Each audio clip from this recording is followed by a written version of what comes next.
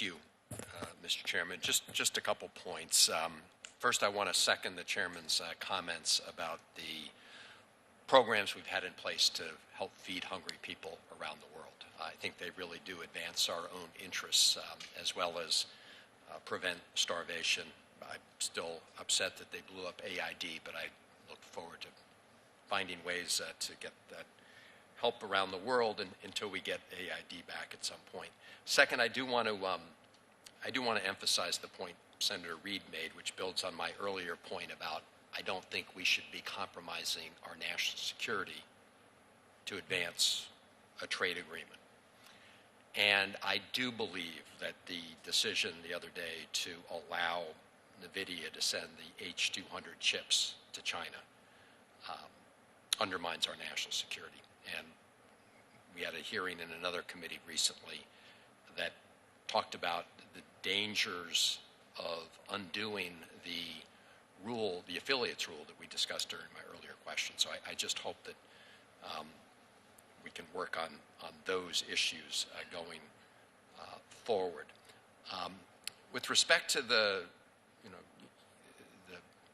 $12 billion and the $28 billion during the last administration, I mean, you agree that this is the cost to America of the trade war with China, right? I mean, that tab is being picked up by American taxpayers in one form. Well, China has weaponized trade with the United States. Last year Congress appropriated $10 billion for farmers because they had, a large crop. This year they had a large crop. So, for better or for worse, this body will occasionally appropriate money to take care of these issues. Just, Mr. Ambassador, it was a simple question, right? In the first Trump administration, U.S. taxpayers put up $28 billion. The chairman's chart's missing because of the surplus agricultural produce that we didn't export to China, right? If China targets our farmers, we're going to take care of them. And we're not going to sit down while China does everything. I know people want the status quo. They want to trade with China let's go and be back, dependent. Mr. Ambassador. But we don't accept it. So here's I'm looking at a chart from the American Farm Bureau. And, back in 2018, during the first, Trump trade negotiations, obviously our exports for soybeans took a huge hit. Now they're taking a big hit now. My only point is that American taxpayers are footing the bill for that, now $12 billion. And so then the question is, what do we get for it, right? What does China give? And I know during the first Trump administration, one of the things they committed to, supposedly, was increased imports of American goods. But it's a fact, is it not, that they only made good on 59% of the purchases promised. And Senator, you and I both know it's because President Biden refused to enforce the agreement. He refused. The first year of that agreement, the Chinese purchased more ag than they had in years and years, and President Biden refused to enforce it. Mr. Ambassador, this was the promise they made while Trump was back in office during those terms. So you're saying that while President Trump was in office in his first term, China complied with the agreement to purchase those goods. They were compliant. They had their highest purchases of ag. If you look at a chart, you'll see that and President Biden just laid down and let them do whatever they wanted. Actually, President Biden, as you know, kept the tariffs on. So let's go to... I credit him for that. I credit him for that. Well, I mean, he kept the tariffs on, so he didn't lay down and get rolled over. The reality is that China didn't fulfill its commitments under the previous agreement negotiated by the Trump administration.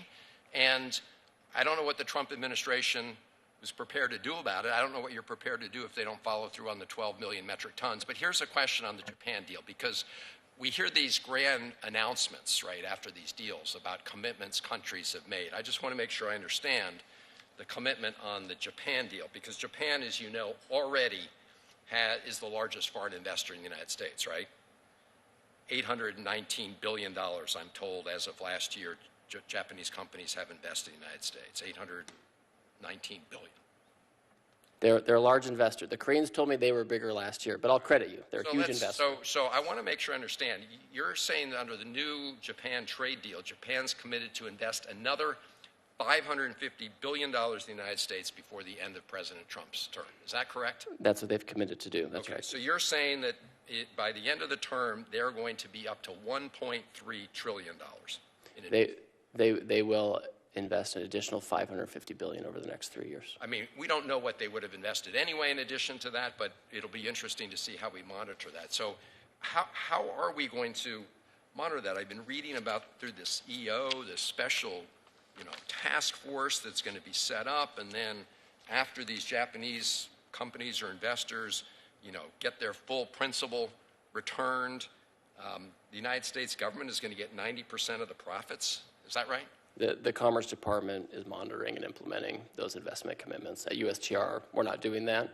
If the Commerce Department reports to us that they're not compliant, then we can look at, seeing if the deal needs to hold. But it needs to be monitored. I agree with you. Well, you guys cut the deal, right? The Commerce Department was quite focused on the investment piece of this. Okay. I'm focused on tariffs, non-tariff barriers. Okay.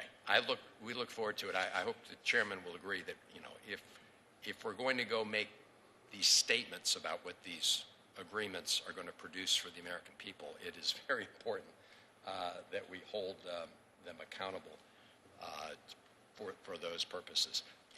In the interest of time, I'm not going to ask the questions directly about your role, office, also as the head of the Office of Special Counsel, but I would request that you and your team answer some questions for the record, because if you're willing to. We're happy to do so. Yes, Thank sir. you. Thank you.